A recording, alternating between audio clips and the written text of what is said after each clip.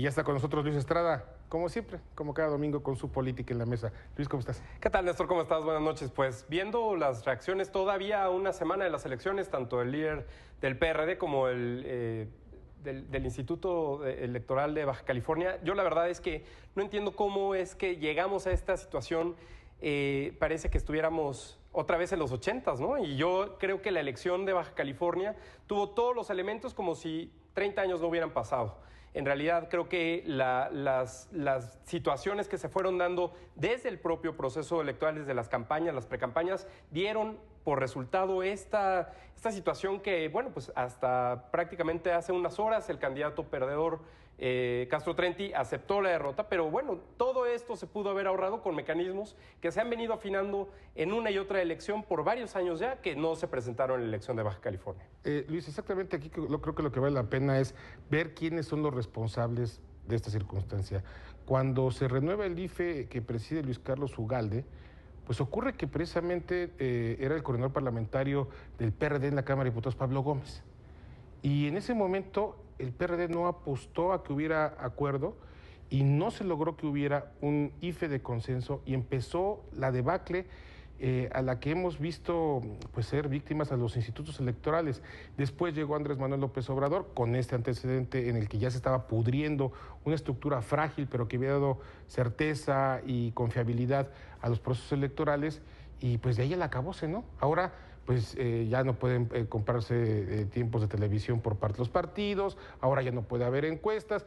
Estamos como, dices tú, como en una involución democrática, pero que viene desde los partidos, que son precisamente los que se quejan de eso. A fin de cuentas, quienes regulan todo esto son los partidos políticos, y todo esto se da, me parece, por un sistema sobreregulado. Si te parece bien, vamos a ver cuáles son los 5 puntos que me parece que, gracias a esta sobreregulación, la exageración y los errores se ven mucho más marcados. El primero, no tuvimos en Baja California una elección con encuestas preelectorales. A diferencia del año pasado, en el cual hubo un exceso de encuestas críticas, me parece que los encuestadores fueron por la vía conservadora y trataron de no mostrar números, puesto que sabían que era una elección relativamente cerrada y prefirieron no entrar en la publicación y en la guerra de encuestas publicadas, pero entonces hubo una guerra de encuestas como si hubiera un mercado negro, encuestas privadas que se hacen públicas y que entonces da exactamente lo mismo, porque entonces todo el mundo decía, yo tengo mis propias encuestas y con mis propias encuestas yo voy arriba, creando una incertidumbre que vimos que se agravó el día de la elección con el segundo punto, que es una elección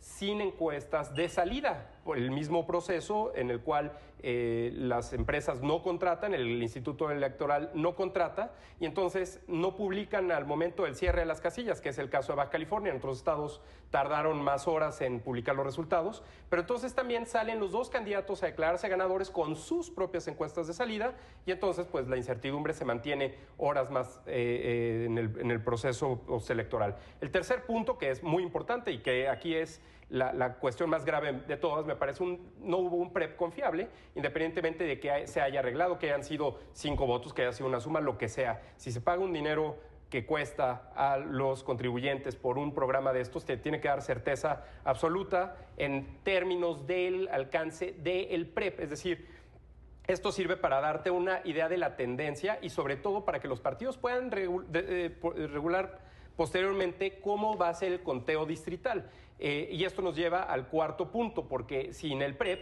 no hubo un conteo claro y reglas claras, porque el conteo voto por voto se daba con la condición de que hubiera una diferencia de un punto porcentual entre el primero y el segundo. Si no tienes el PREP, entonces ¿cómo puedes saber si la diferencia fue de 1, de 10 o de 20 puntos porcentuales? En algunos consejos distritales aceptaron el conteo voto por voto y en otros no lo aceptaron, pero bueno, sigue la incertidumbre días más, incluso en el propio conteo distrital, hasta que entonces uno de los dos candidatos cede y se declara que las tendencias no le favorecen. Y esto me parece consecuencia de todo esto acumulado, el quinto punto, que la verdad es que tenemos candidatos que no saben ganar, tenemos candidatos que no saben perder. En Estados Unidos, cuando hay una elección, los candidatos que pierden son los primeros que salen, saben que perdieron, y entonces el candidato que gana espera hasta que el otro candidato haya dado su discurso en el cual cede la victoria al otro candidato, y entonces es así como se arreglan estos problemas postelectorales. Un puntal fundamental de la democracia norteamericana, el discurso de aceptación. Así es. Y no es la aceptación del triunfo, es la aceptación de la derrota, la que le da la solidez, la sustancia, la legitimidad al triunfador de la elección. Así, y lo que vemos aquí en México es que cada vez los políticos se tratan de dar un madruguete para ver